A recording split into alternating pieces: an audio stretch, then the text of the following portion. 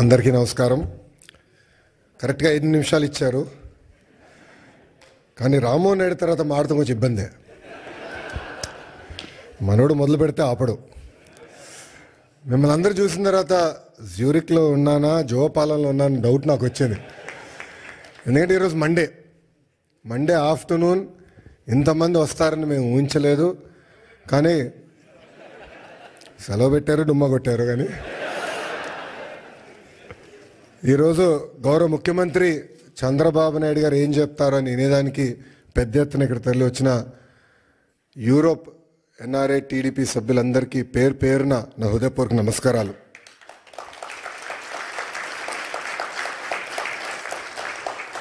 తెలుగు జాతి సత్తా ఏంటో ఢిల్లీకి వినిపించిన వ్యక్తి విశ్వవిఖ్యాత నరసార్వభౌమ స్వర్గీయ శ్రీ నందమూరి తారక రామారావు గారు.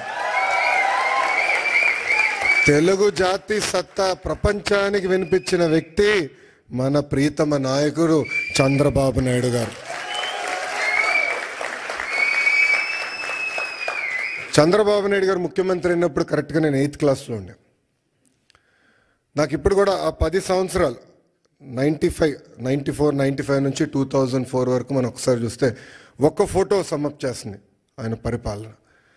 న్యూయార్క్లో వర్షం పడుతున్న సమయంలో ఆయన చేతిలో ఒక ఫైల్ పెట్టుకుని, చంకులో ఫైల్ పెట్టుకుని బ్యాగ్ మోసుకుంటూ నడుస్తూ ఉంటారు ముఖ్యమంత్రిగా.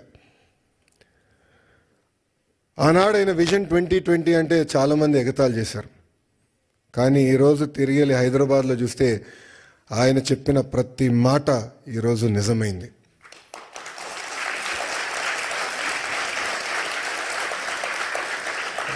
బాబు గారు 4వ సారి ముఖ్యమంత్రి అయ్యారు. కానీ రాము అన్నట్టు మా అందరికన్నా స్పీడ్. సో రాము అడిగాడు, అన్నా నువ్వు ఢిల్లీ ఫ్లైట్లో వస్తున్నా అంటే, డోస్ నీకు జాలేరా, నేను వద్దా ఫ్లైట్లో, నేను బాంబే నుంచి వస్తానని చెప్పా. కరెక్ట్గా విఐపి లాంచ్ దిగిన తర్వాత అడిగా రాముని, ఎలా ఉందిరా ఫ్లైట్ అంట, అన్న పడింది నాకు అన్నాడు. అంటే చంద్రబాబు నాయుడు గారు ఒక సోర్స్ ఆఫ్ ఎనర్జీ. ఆయనకి చాలా అద్భుతమైన ఐడియాస్ ఉంటాయి. ఆ ఎనర్జీలో మనం ఎంత నింపుకుంటాం అనేది చాలా చాలా ఇంపార్టెంట్. కానీ ఒక్కసారి చంద్రబాబు నాయుడు గారి జీవిత చరిత్ర చూస్తే అనేక ఇబ్బందులు ఎదుర్కొని పైకి ఎదిగిన వ్యక్తి. కేవలం రాజకీయాల్లో కాదు, ఈజ్ అ సీరియల్ ఆంటర్‌ప్రెన్యూర్. ఇక్కడ చాలామందికి తెలియదు ఆ విషయం. ఇక్కడ మీలో చాలామంది ఆంటర్‌ప్రెన్యూర్స్ అవ్వాలనుకుంటున్నారు. ఆయన సుమారుగా 4 కంపెనీలు స్టార్ట్ చేశారు, 3 ఫెయిల్ అయినాయి. 4వది హెరిటేజ్ ఫుడ్స్. 3 ఫెయిల్ అయినాయని ఆయన ఏనాడు బాధపడలేదు, ఇబ్బంది పడలేదు, ఇంట్లో పడుకోలేదు. 80% సక్సెస్ అవ్వాలని ఆయన వెళ్ళారు. రాజకీయాల్లో మనం చూసాం, ముఖ్యమంత్రిగా దేశం మొత్తం ఆయన వైపు చూసే విధంగా నాయకుడిగా ఆయన ఎదిగిన. రాజకీయాల్లో హైస్ ఉంటాయి, లోస్ ఉంటాయి. ఆయన ఎప్పుడూ ఆయన హైని లో ఎటు తీసుకున్నారు అట్టనే తీసుకున్నారు. వాస్తవంగా మాకు లోయెస్ట్ పాయింట్ బాబు గారిని అరెస్ట్ చేసినప్పుడు, బహుశా ఇక్కడున్న అందరు కూడా అది మన జీవితంలో లోయెస్ట్ పాయింట్. నేనున్నాను అక్కడ, నేను చూసా ఆయన ఎక్కడ అధైర్యపడలా.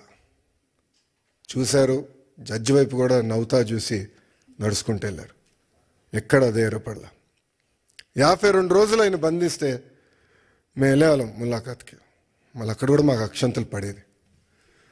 మొత్తం ఆయన చదివేసేవారు డాక్యుమెంట్లు, నోటింగ్స్తో సహా మాకు చెప్పారు, ఇక్కడ మీరు వీక్గా ఉన్నారు, ఇక్కడ చూసుకోండి, ఇక్కడ జాగ్రత్తగా ఉండండి.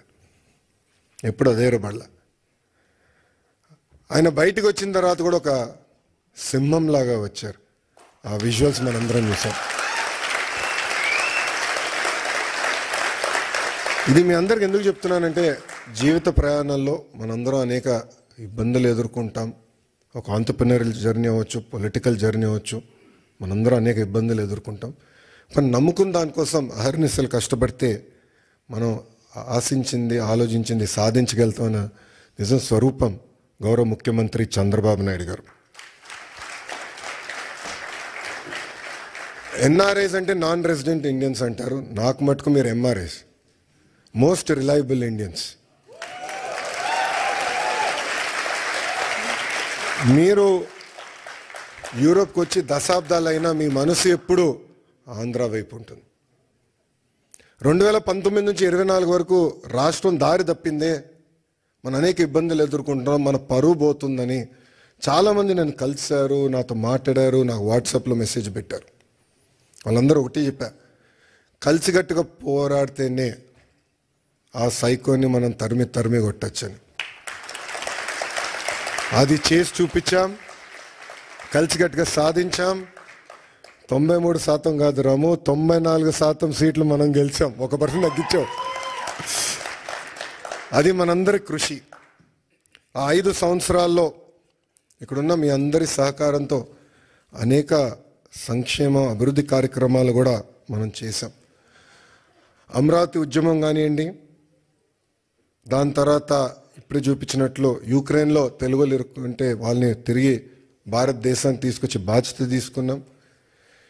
అంతేకాకుండా మన రాష్ట్రంలో ఉన్న తెలుగులకి ఎడ్యుకేషన్లో కానివ్వండి, హెల్త్ కేర్లో కానివ్వండి ఉద్యోగాలు ఉన్నాయి, మీరు ట్రైన్ చేయండి అని చెప్పి పార్టీ ఆఫీస్లో ఎంపవర్మెంట్ సెంటర్ ఏర్పాటు చేసి కార్యకర్తలు వాళ్ళ పిల్లలకి ట్రైనింగ్ ఇచ్చి ఇతర దేశాలు కూడా పంపించిన వ్యక్తులు మీరు. అందుకే నేను